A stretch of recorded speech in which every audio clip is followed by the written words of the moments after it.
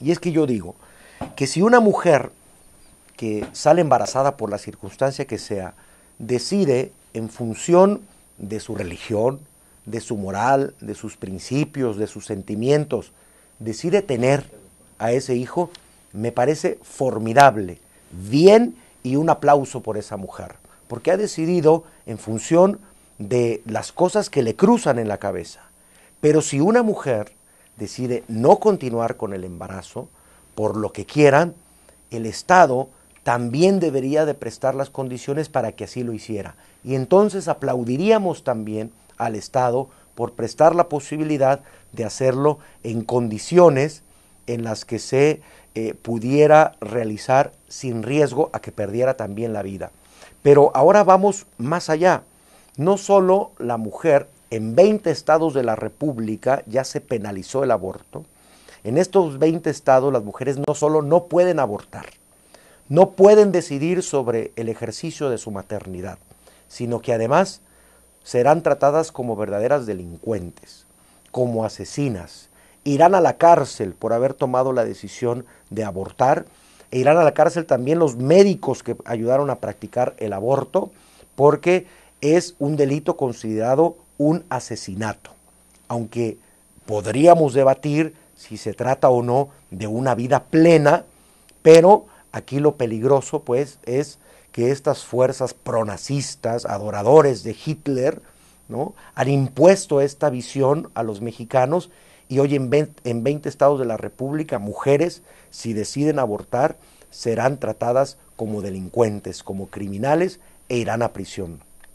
Y lamentablemente, entre esos 20 estados está Nayarit.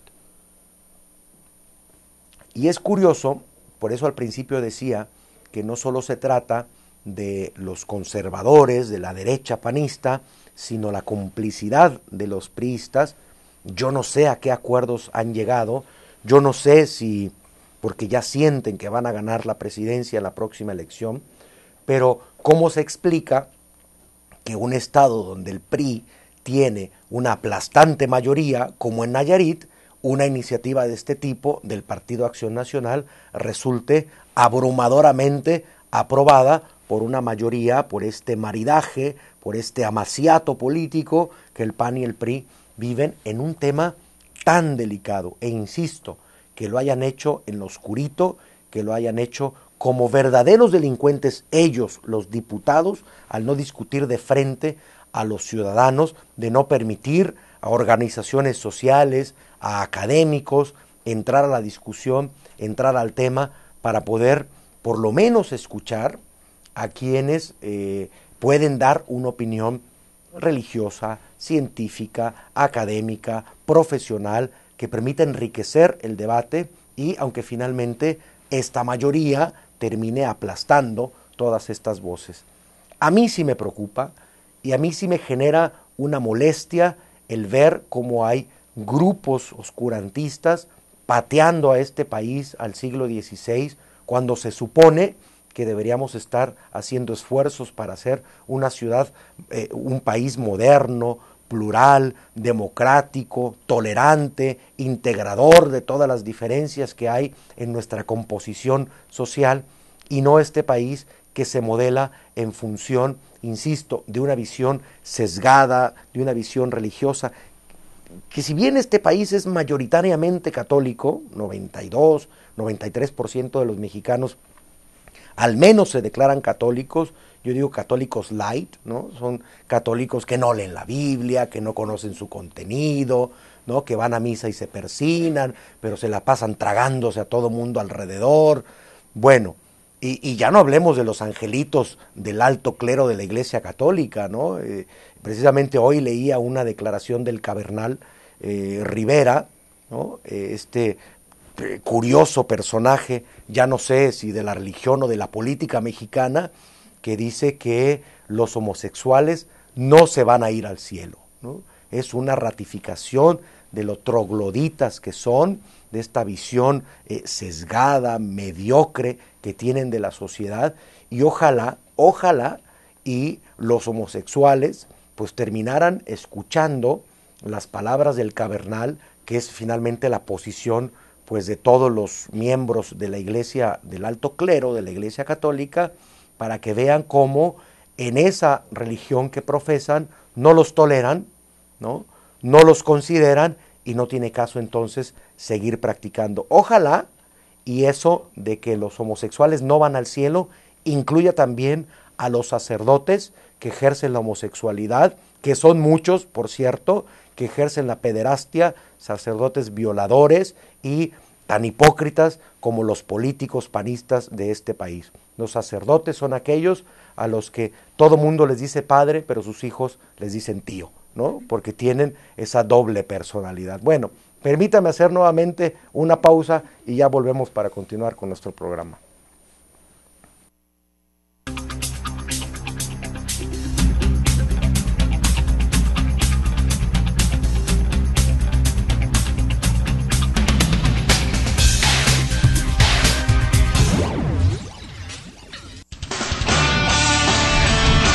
Enevisión celebra contigo las posadas, deseándote lo mejor para ti y tu familia en esta época decembrina.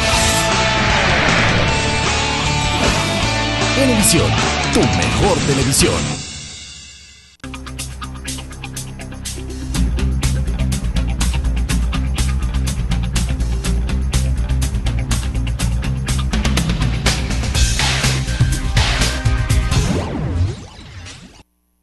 Bien, estamos ya de regreso en nuestro programa y estábamos antes del corte hablando de estos singulares personajes de la Iglesia Católica,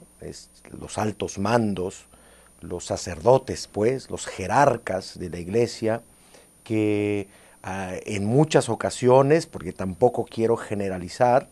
aunque en su mayoría sí, son tan doble cara como los políticos que gobiernan este país. Estos singulares personajes portadores de la moral, bueno, de nadie es desconocido que han sido acusados de violación, que han sido acusados de pederastia, que han sido acusados de corrupción inclusive, de tener ligas con el narcotráfico. Nadie desconoce que en este país muchos templos se han construido con dinero del narcotráfico, sobre todo en los pueblos pequeños donde el narcotráfico teje sus raíces y bueno, vienen con esta doble moral, con este doble discurso a tratar de imponer su arcaica y retrasada visión del mundo y de la humanidad como una política pública que todos debiéramos seguir.